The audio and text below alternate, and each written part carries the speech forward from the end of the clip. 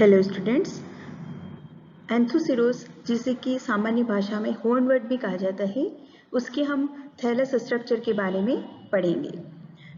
इन्हें हॉर्नवर्ट क्यों कहते हैं? जितने भी एंथोसिरोप्सिडा के मेंबर्स हैं उन्हें हम हॉर्नवर्ट कहते हैं। हॉर्नवर्ट क्यों कहते हैं? क्योंकि इनका जो स्पोरोगोनियम होता है वो थैलस पर एक लंबा और बेलनाकार सींग के जैसा स्ट्रक्चर निकला रहता है, इसीलिए इन्हें हम हॉर्नवर्ट भी कहते हैं। एंथोसिरोस को क्लास एंथोसिरोटॉप्सिडा में रखा गया है और एंथोसिरोटॉप्सिडा के जो मेंबर्स हैं उन्हें हम उनके निकनेम क्या है? हॉर्नवर्ट। इसी प्रकार ऑर्डर एंथोसिरोटेल्स में एंथोसिरोस को रखा गया है। अब बात करते हैं फैमिली की। Family is एंथोसिरोटेसी। एंथोसिरोटेसी के क्या क्या लक्षण हैं? एक तो ये कॉस्मोपॉलिटन मेंबर है, इसके अलावा ये नम छायादार स्थानों पर उगने वाले प्लांट्स हैं और इसके साथ ही जो थैलस होता है वो ग्रीन कलर का होता है, डोर्सी वेंट्रल फ्लैटेंड होता है और प्लांट में कोई मिडरिब जैसी संरचना नहीं पाई जाती है। जैसा कि हम पूर्व में पढ़ चुके हैं, रिक्शा और मार्केंशिया में एक मिडरिब रीजन पाया जाता है जिसे हम मध्य शिरा कहते हैं, लेकिन एंथोसिरोस में ये एब्सेंट होती है। जो राइजोइड्स होते हैं वो स्मूथ वॉल्ड होते हैं और अशाखित होते हैं, यूनिसेलुलर होते हैं। एंथोसिरोस का एक मेन कैरेक्टर क्या है? एंथोसिरोटेसी का मेन कैरेक्टर क्या है फैमिली का? कि इस फैमिली में जो भी मेंबर्स हैं उनमें अधिकतर ब्लू ग्रीन एल्गा एसोसिएशन के रूप में पाई जाती है। एंथोसिरोस कॉस्मोपॉलिटन टाइप का जीनस है। कॉस्मोपॉलिटन का मतलब होता है पूरे विश्व में फैला हुआ। तो एंथोसिरोस जो है वो उष्ण और शीतोष्ण सभी प्रकार के स्थानों पर आसानी से उग सकता है और जहाँ भी नमी युक्त छायादार प्लेसेस हैं वहाँ पर उनकी, जैसे कि नदी के किनारे हुए, गीली मिट्टी हुई या फिर कोई भी नमी दीवार है जहाँ पर कि लगातार मॉइस्चर बना रहता है, कोई स्लिट है चट्टानों के बीच में, तो इस प्रकार की जो स्पेसेस है वहाँ पर एंथोसिरोस लगातार ग्रो करता रहता है। राजस्थान के माउंट आबू में भी एंथोसिरोस हिमालयंसिस और एंथोसिरोस इरेक्टस जो दो स्पीशीज है वो आसानी से देखी जा सकती है। एंथोसिरोस का थैलस डार्क ग्रीन कलर का होता है, प्रोस्ट्रेट होता है, बहुत छोटा होता है और डोर्सी वेंट्रल फ्लैटन टाइप का होता है। इसके साथ ही इसमें छोटी छोटी लॉब्स पाई जाती है जो कि इसकी ब्रांचिंग को शो करती है और थैलस का जो मिड वाला पार्ट होता है वो पार्ट अपने किनारों से थोड़ा मोटा होता है, लेकिन फिर भी स्पष्ट मिडरिब रीजन इस प्लांट में नहीं पाया जाता है। हम नहीं कह सकते कि ये वाला जो रीजन है वो इसका मिडरिब या मध्य शिरा है। थैलस के डोर्सल सरफेस या अपाक्ष सतह जो है वो अलग अलग स्पीशीज में अलग अलग प्रकार की होती है। कुछ स्पीशीज में ये डोर्सल सरफेस बिल्कुल स्मूथ होती है, कुछ स्पीशीज में बिल्कुल वेलवेटी मखमली संरचना होती है, बिल्कुल स्मूथ होती है और कुछ स्पीशीज में ये खुरदरी हो सकती है, कुछ छोटे छोटे स्पाइक्स या शूक जैसा स्ट्रक्चर डोर्सल सरफेस पर निकला रह सकता है।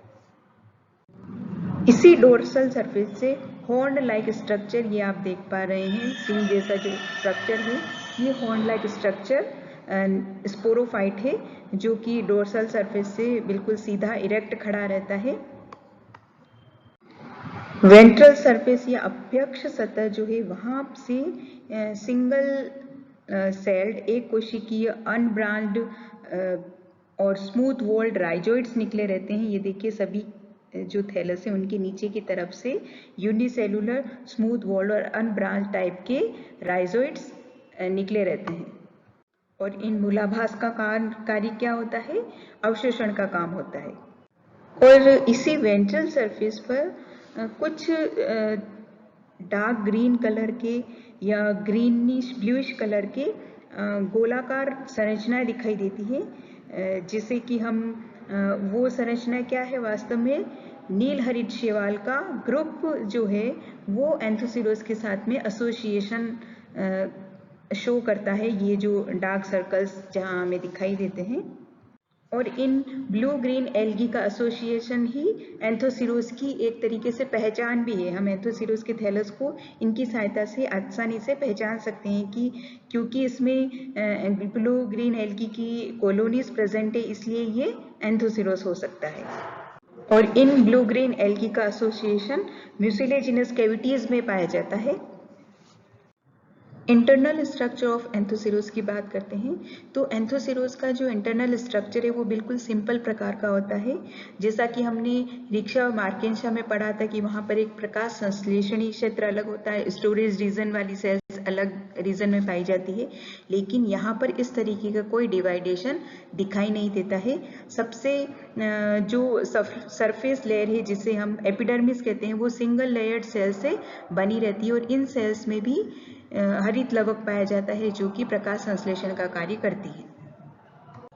इनर सरफेस की या आंतरिक सतह की जो कोशिकाएं हैं वो कोशिकाएं पतली भित्ति वाली थिन वॉल्ड होती है, होमोजीनस होती है और मृदुत्कीय संरचनाएं हैं, मतलब कि पैरेन्काइमेटस सेल से ये इनर सरफेस सारी बनी रहती है।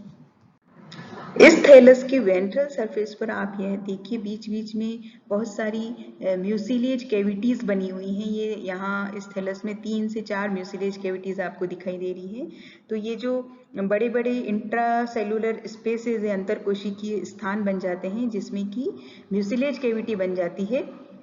इसी म्यूसिलेज कैविटी में एल्गल फिलामेंट्स पाए जाते हैं और ये एल्गल फिलामेंट कौन से होते हैं? Blue green alga. ये म्यूसिलेज कैविटी आप दूसरे चित्र में देख रहे हैं, एक स्लाइम पोर का स्ट्रक्चर आपको दिया हुआ है। तो इस स्लाइम पोर की मदद से बाहर की तरफ सरफेस से ये म्यूसिलेज कैविटी जुड़ी रहती है, ओपन रहती है। और ये स्लाइम पोर स्टोमेटा के अवशेष भी कह सकते हैं हम इनको। इन्हीं स्लाइम पोर की मदद से जो नोस्टोक है, ब्लू ग्रीन एल्गी का जो मेंबर है नोस्टोक, वो नोस्टोक या ब्लू ग्रीन एल्गी के अधिकतर मेंबर्स इन स्लाइम कैविटी में प्रवेश करते हैं और धीरे धीरे जब ये यहाँ पहुँच जाता है तो अपनी ग्रोथ करता रहता है और इस म्यूसिलेज कैविटी में पूरी एक कॉलोनी का फॉर्मेशन हो जाता है।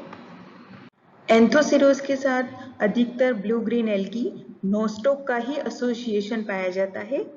तो यहाँ पर हम जहाँ म्यूसिलेज कैविटीज को, ये जो म्यूसिलेज कैविटीज हैं इन्हें हम हैंड लेंस की सहायता से भी आराम से देख सकते हैं और इन्हीं म्यूसिलेज कैविटीज और एल्गल जोन की उपस्थिति के कारण हम पहचान सकते हैं कि ये जो ब्रायोफाइट है वो कौन सा ब्रायोफाइट हो सकता है? एंथोसिरोस हो सकता है। ये नोस्टोक कॉलोनी एंथोसिरोस की सेल्स के साथ में सहजीवी संबंध के यानी कि एसोसिएशन रखती है और बहुत सारे वैज्ञानिकों की यह मानना है कि क्योंकि नोस्टोक में या जो ब्लू ग्रीन एल्गी के मेंबर्स हैं उनमें नाइट्रोजन फिक्सेशन का काम होता है, तो ये माना जाता है कि ये जो नाइट्रोजन है वो एंथोसिरोस के लिए भी लाभदायक होती है। और एल्गी को क्या हो गया? सबस्ट्रेट या आधार मिल गया ग्रोथ करने के लिए, तो दोनों को ही एक दूसरे से लाभ होता है।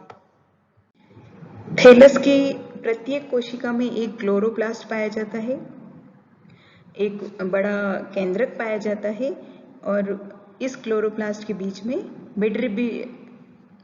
पाइरिनोइड पाया जाता है। तो इस तरीके से जो सेल्स होती हैं वो सिंपल टाइप की सेल्स होती हैं। थैलस का जो टर्मिनल पार्ट होता है वहाँ पर कुछ एपिकल सेल्स प्रेजेंट होती है और वहीं से प्लांट की एपिकल ग्रोथ होती है।